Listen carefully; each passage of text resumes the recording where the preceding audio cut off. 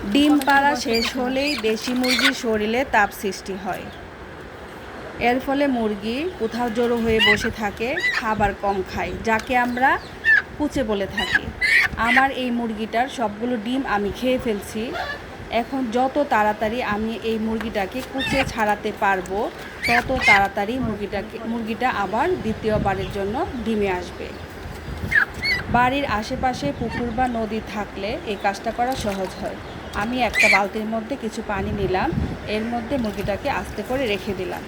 এখন মুরগির শরীরে পানি পৌঁছানোর চেষ্টা করব সমস্ত জায়গায়।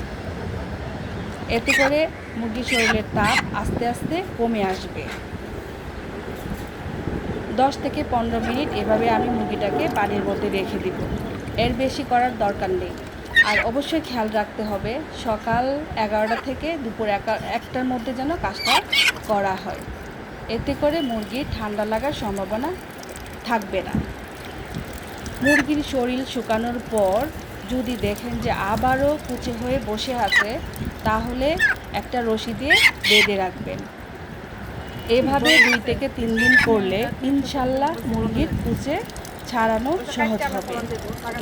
আমার এই ভিডিওটা দেখে যদি কারো উপকারে আসে, তাহলে আমার অনেক ভালো লাগবে। ধন্যবাদ সবাইকে।